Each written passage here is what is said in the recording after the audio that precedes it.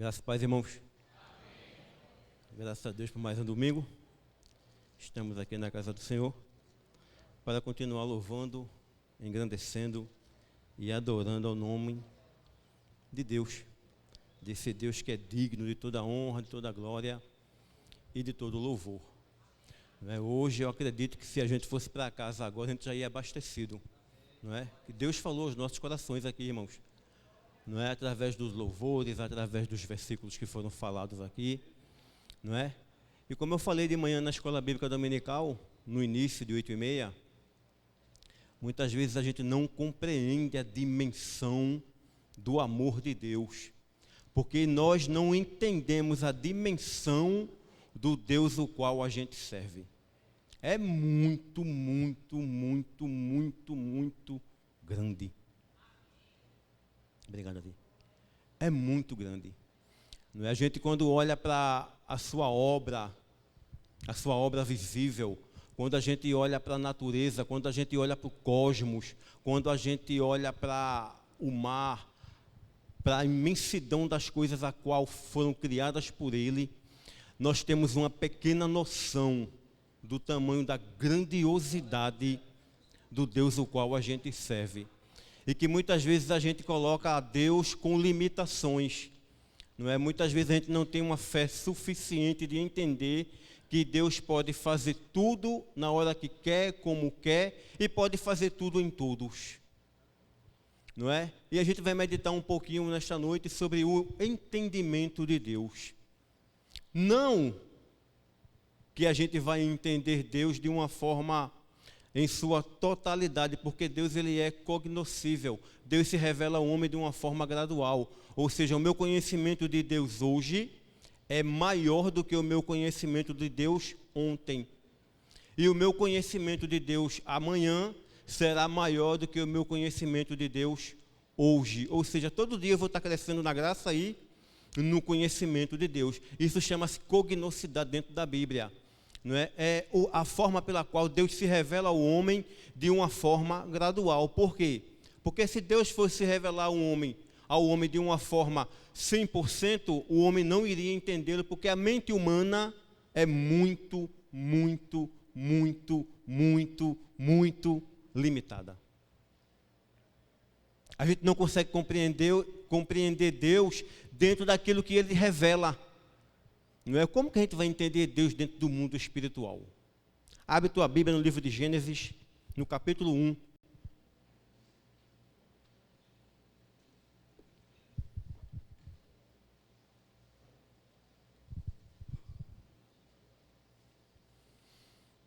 Gênesis capítulo 1, versículos 26 e versículo 27.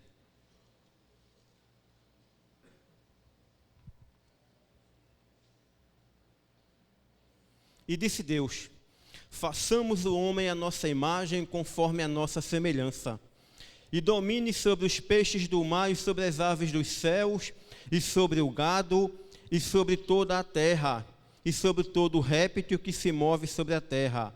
E criou Deus o homem, à sua imagem, a imagem de Deus o criou, macho e fêmea os criou. Amém? A gente está aqui no livro do Gênesis, é um dos livros que eu mais gosto da Bíblia. Eu gosto do Gênesis e gosto do Apocalipse, não é? Como eu sempre costumo falar que a escatologia bíblica ela é fascinante. Tanto a escatologia bíblica como sendo o final de tudo, que estamos vivendo o Apocalipse dia a dia, como o Bereshit, que é o livro do Gênesis, que é o princípio. Bereshit bara Elohim, no princípio criou Deus os céus e a terra. E aqui a gente vem com uma passagem da formação do homem. E o que nos traz dentro deste contexto aqui é que Deus diz: façamos o homem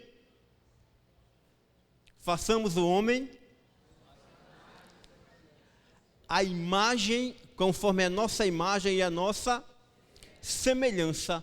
E quando a gente vai entender um pouquinho do contexto do texto, eu sempre digo para as pessoas que nós temos que entender a Bíblia nas entrelinhas da Bíblia. Nós temos que aprender a entender a Bíblia, a interpretar a Bíblia como a Bíblia é, tirar do texto bíblico aquilo que está no texto bíblico, nem acrescentando e nem subtraindo, e nem muito menos inventando. Nós temos que entender a Bíblia pela Bíblia, a palavra pela palavra. E a Bíblia diz que o homem foi criado à imagem e à semelhança de Deus. E aí vem outra pergunta, mas a Bíblia também diz que Deus ele é Espírito, e os verdadeiros adoradores adorarão ao Pai em Gálatas 5,16, andai no Espírito. Se Deus ele é Espírito e manda a gente ter a nossa vida no mundo espiritual, como é que eu, humano, físico, sou a imagem de Deus? Deus não é físico, Deus não é humano, Deus não tem forma física como a gente conhece. Mas, irmão, a Bíblia diz que Deus está sentado no alto e sublime trono, que a terra é o estrado dos pés de Deus, que o braço de Deus não está encolhido para que não possa abençoar, que Deus pega os oceanos da terra na concha da sua mão, que Deus mede os céus, o Ouranos e o Nefanos com o palmo das mãos. Como é que Deus não tem forma? Pois é, Deus não tem forma. Tudo isso que a gente acabou de falar aqui é uma forma que Deus se revela ao homem, dizendo que Ele é poderoso, dizendo que Ele é criador, dizendo que Ele domina, mas não dizendo que Ele tem uma forma. Deus não tem perna, Deus não tem braço, Deus não tem cabeça, Deus não tem pescoço, Deus não tem dois olhos. Deus ele é Espírito. E o Espírito não tem uma forma definida. Mas o que agrava o texto bíblico é que Deus diz que o homem é a sua imagem. Voltamos para a estaca zero. Eu tenho perna, eu tenho pescoço, eu tenho dois braços, fino e magro, mas eu tenho uma cabeça. Como é que eu sou a imagem de Deus? Aí a gente tem que entender que Adão, naquele momento que foi criado, o Adão perfeito, Adão ele refletia a imagem do Deus incorruptível numa coisa chamada santidade. Você quer ser a imagem de Deus? Ande em santidade. Porque Deus ele é santo. A Bíblia, quando fala que do homem foi feito a imagem de Deus, não está se referindo ao físico, mas sim à ação em andar no estado em que Deus ele é eterno, o estado de santidade. E hoje a igreja precisa entender que o caminho da santidade está sendo deixado de lado. Porque a igreja, em vez de espelhar a santidade de Deus, muitas vezes a igreja tem espelhado o mundo. A igreja, em vez de adentrar ao mundo e influenciar o mundo está adentrando a igreja e influenciando a igreja. E por causa disto, a igreja está deixando de ser a imagem de Deus aqui na terra. E a pergunta que não quer calar nesta noite é: a quem você reflete? Você reflete a santidade de Deus ou você reflete ao pecado do mundo? A quem você se assemelha? Qual é a tua imagem? Isso são perguntas bíblicas, isso são interrogações bíblicas, e que a gente por muitas vezes não lê o texto com o seu contexto, a gente não se faz. Eu sempre costumo falar para as pessoas que ler Bíblia é diferente de entender Bíblia. Nem todo mundo que lê Bíblia entende Bíblia. Ler Bíblia é diferente de entender Bíblia, que é diferente de viver Bíblia, que é diferente de ter a bênção da Bíblia. Ler, entender, viver e ter bênção. Hoje, mal as pessoas leem e já querem a bênção. Não vai. É por isso que está uma loucura dentro do mundo cristão. É por isso que está uma loucura dentro do mundo teológico, porque as pessoas não estão mais entendendo a Bíblia pela Bíblia. Lutero, na Reforma, ele defendeu o livre acesso à palavra. As pessoas têm o direito de ter o livre acesso à Bíblia, mas Lutero proibiu a livre interpretação da Bíblia. A Bíblia não deve ser interpretada ao meu bel prazer, ou aquilo que eu acho, o achismo. E hoje o que está acontecendo é muito achismo. A internet está cheia de achismo. É profeta para lá, é profeta para cá, é gente cuspindo na cara de gente. Ô Efraim, solta o vídeo aí, Efraim, para a gente ver. Vamos ver um vídeo aqui, irmão, rapidinho.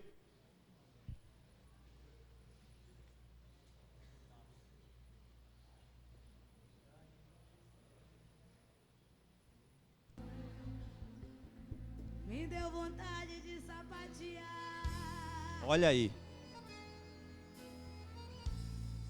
Me deu vontade de sapatear. Só vocês? Só vocês?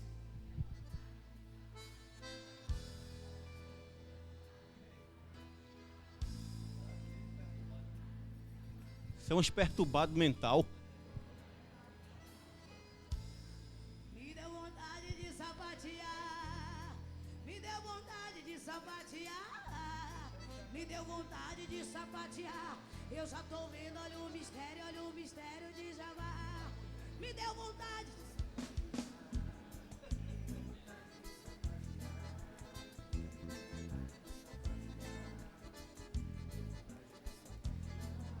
Eu vou sapatear, tu vai sapatear. Eu vou sapatear, tu vai sapatear. Eu vou sapatear, tu vai sapatear. Olha o mistério de Javá. Eu vou sapatear, eu vou sapatear, tu vai sapatear. Eu vou sapatear, tu vai sapatear. Olha o mistério de olha o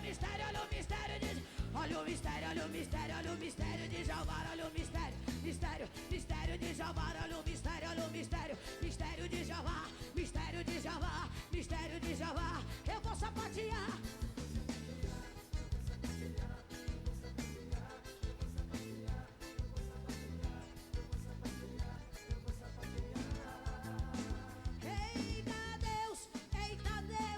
Eita Deus, eu quero ouvir vocês agora. Mais uma vez agora.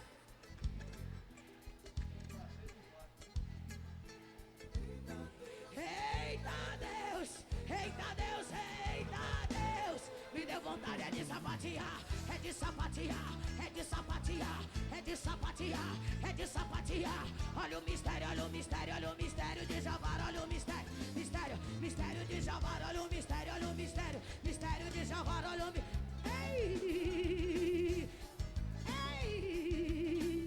Olha aí, ó. Marcharei na presença de papai. Eu quero ouvir vocês agora. Amém, Efraim? Então, irmãos, quando a gente deixa de entender a Bíblia pela Bíblia, dá nisso aí, ó. Dá nessas, desculpa a expressão, tá? Dá nessas presepadas aí. Isso não é Bíblia. Isso não é sã doutrina. Isso não é evangelho. Isso não é igreja. Isso não é palavra. Isso literalmente é loucura. Você quando entende a palavra, isso é escárnio. E sabe quem é o mais louco? Esse povo, tudo aí é louco. Sabe quem é o mais louco do que eles? Tem gente mais louco do que o louco. É o que segue o louco. Tá assim, ó. Cego guiando cego. Cego guiando cego da onde, irmãos? No buraco. Quando a gente começa a entender a Bíblia pela Bíblia, a gente vê que esse tipo de loucura é o que está dominando. Enquanto que a igreja que tem a sã doutrina, que tem a palavra, está ficando calada com certas loucuras que está acontecendo no meio evangélico. A teologia bíblica, ela vem despencando de uma forma assustadoramente. As pessoas parecem que não entendem mais a palavra pela palavra. Não querem mais entender a Bíblia pela Bíblia. Não querem mais entender qual é o verdadeiro sentido do Evangelho. O sentido maior do Evangelho é renúncia. Porque com a renúncia da minha vida humana, eu tenho acesso à palavra de Deus, eu tenho acesso ao reino de Deus, eu tenho acesso à salvação eterna. Mas para isso eu tenho que entender a palavra. E a pergunta de novo que eu vou fazer: estamos refletindo a quem? A quem estamos refletindo? Se Deus criou o homem conforme a sua imagem e a sua semelhança, estamos realmente refletindo a santidade de Deus, a imagem de Deus, irmãos? Sem o entendimento bíblico, sem a vivência da palavra.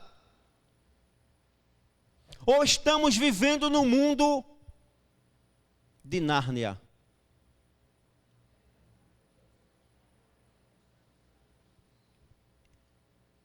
Estamos vivendo num mundo de ilusão, de misticismo, de conversinha para cá, de conversinha para lá, aonde não é o Evangelho. O Evangelho de Cristo não é isso.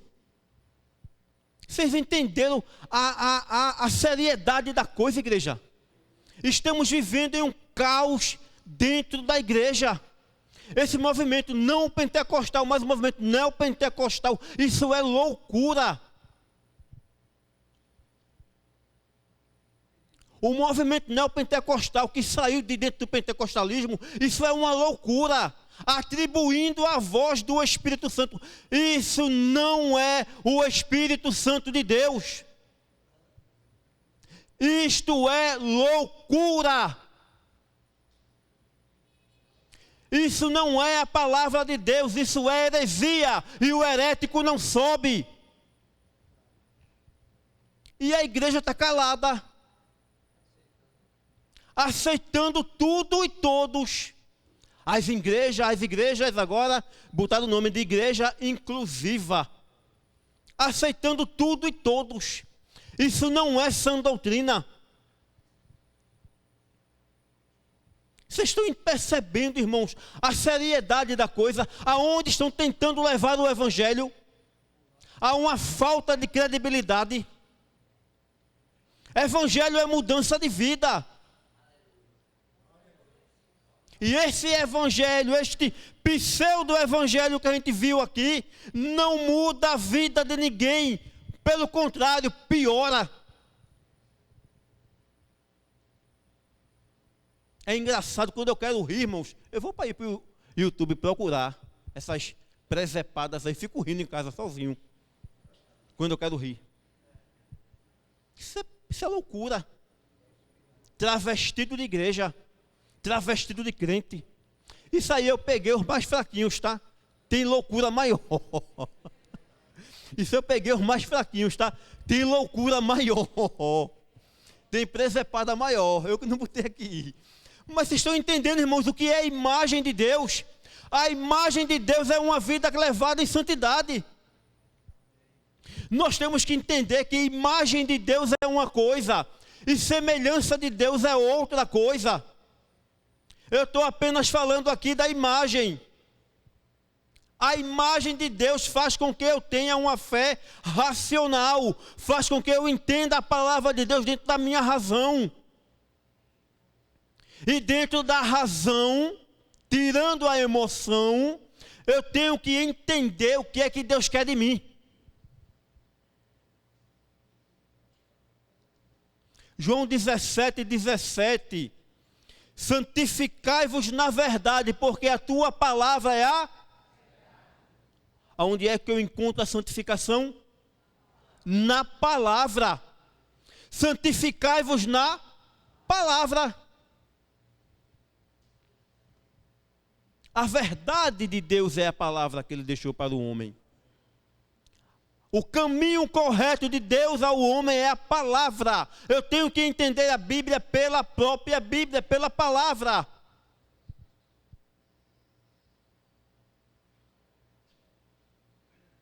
E para onde está caminhando os evangélicos no Brasil?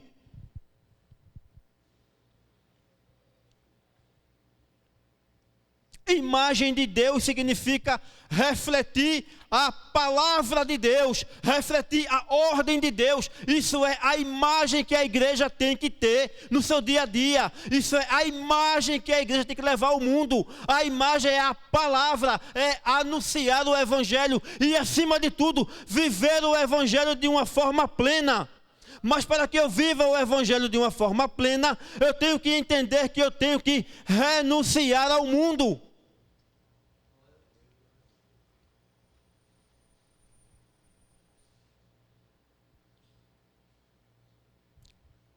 E a igreja fez silêncio de novo.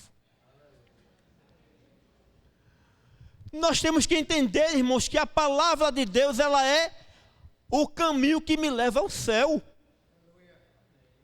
Se eu não entendo que a palavra de Deus é o caminho que me leva à vida eterna, como é que eu chego na vida eterna? Como é que eu chego na vida eterna se eu não estou entendendo a palavra que me leva para a vida eterna? São perguntas. São interrogações.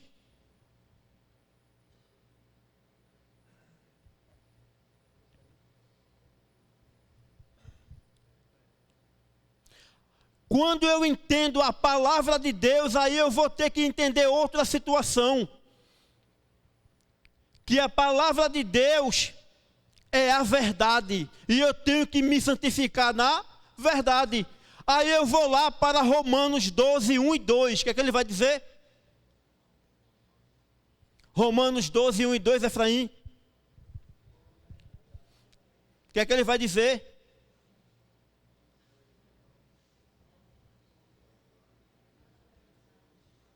Não vos conformeis com este.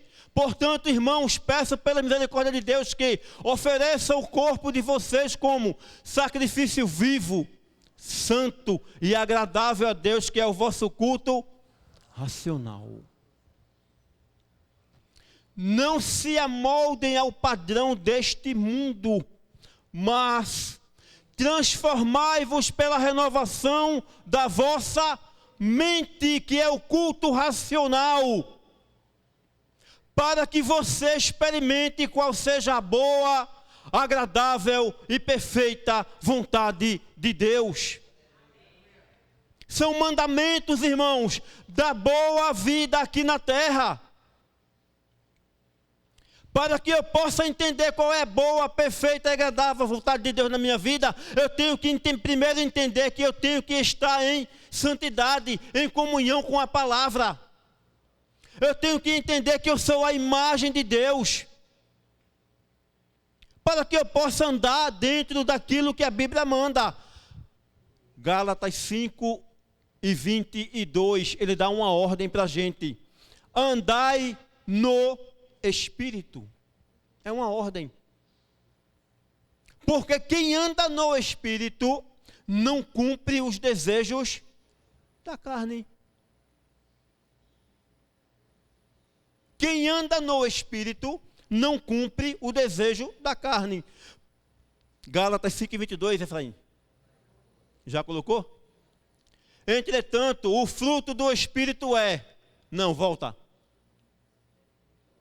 Volta. 5:22.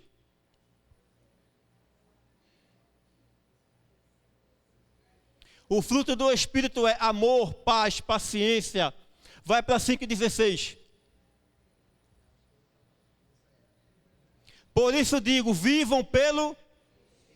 E de modo nenhum satisfarão os desejos da... Ande no Espírito. Ande no Espírito. Quem anda no Espírito não cumpre o desejo da carne. A Bíblia está, irmãos, trazendo para a gente um caminho de santidade. A Bíblia está nos direcionando ao caminho de Deus. Agora, cabe à igreja procurar entender a palavra pela palavra. Porque quem não anda segundo a Bíblia e aquilo que Deus determina para a gente, aí começa a cumprir outra história. Aí começa a espelhar outra situação. Quando eu não espelho a santidade de Deus, eu espelho o mundo. E o que é que o mundo espelha? Deixa o texto lá, Efraim, 5:22. 5:16, perdão. 5:16. 5:17. Pois a carne deseja o que é contra o Espírito, e o Espírito que é contra a carne. E eles estão sempre em conflito um com o outro, para que a gente não faça o que a gente quer. Ou seja, dentro da gente tem uma luta espiritual. Carne, espírito, espírito e carne. Carne, espírito, espírito e carne. E quem é que vence a luta diária? O espírito ou a carne? Quem for melhor alimentado. Quem eu alimentar melhor, vence. Se eu alimento melhor o meu espírito vence a carne. Ou se eu alimentar a carne, quem vai vencer? A carne. São mandamentos, são explicações da palavra, são reflexos. A quem eu estou refletindo? Eu reflito a santidade de Deus, a imagem de Deus, ou eu reflito a imagem do mundo? É uma pergunta dentro do texto bíblico que nos leva a uma reflexão mais aprofundada de como está a nossa vida diariamente com Deus. Apesar das lutas, das tentações, das tribulações, das provas. Não é assim, irmãos, que a gente passa? Todo mundo aqui passa por luta. Todo mundo aqui passa por prova, por tribulação, por tentação. Todo mundo aqui deve ter um espinho na carne, como Paulo tinha. Senhor, tira esse espinho da minha carne, que eu não estou mais aguentando. Paulo, a minha graça te basta. E é assim é com a gente. Todos têm um espinho na carne, todos têm uma fraqueza, todos têm um lado que... Mas a graça de Cristo nos basta. A graça de Cristo nos transforma. A graça de Cristo nos salva. Aonde habitou o pecado, superabundou a graça. É por isso que a gente não entende o amor de Deus para com a gente. Por mais que a gente queira entender o amor de Deus na minha e na sua vida, a gente não vai entender nunca. Éramos pecadores, andávamos em pecado. Quem era a gente antes de Cristo? E Cristo, com o seu infinito amor, e Cristo, com a sua infinita bondade, com a sua infinita paciência, até hoje, tem nos suportado. E muitas vezes, irmãos, a gente não quer suportar o nosso irmão de lado. Cristo todo dia nos ensina a amar, porque Ele nos ama acima dos nossos pecados. E muitas vezes a gente não ama o nosso próximo, porque o nosso próximo olhou para a gente com a cara feia. De quem é que a gente está aprendendo? De quem é que a gente está espelhando? Estamos de fato aprendendo de Cristo? Estamos de fato aprendendo da palavra de Cristo? A quem refletimos?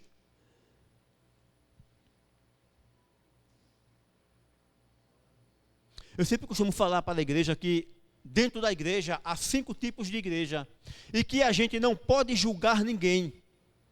Por quê? A gente conhece a árvore pelo fruto. Existe a igreja visível, invisível, militante, triunfante e joio. Cada uma dessas aqui tem uma característica. Até o joio, ele é uma igreja e está no meio da igreja. Anda como igreja, tem roupa de crente, tem Bíblia de crente, dá o amém do crente, canta o louvor do crente, mas não é crente. É joio. Parece, mas não é. Anda no meio, mas não é do meio. É joio. E pelo fruto do joio, a gente sabe quem é de Deus e quem não é de Deus. Não precisa estar apontando ninguém, não precisa estar julgando ninguém. Pelo fruto a gente conhece. E a pergunta vem de novo: a quem estamos refletindo? O reflexo, eu vou no espelho, eu me olho lá. E no mundo espiritual, eu reflito quem? Santidade ou pecado? A quem refletimos? Que Deus possa continuar nos ajudando, irmãos. Que Deus possa continuar nos abençoando, irmãos. E que, acima de tudo, a gente possa ter a Bíblia como nossa bússola de orientação. Que Deus abençoe a igreja.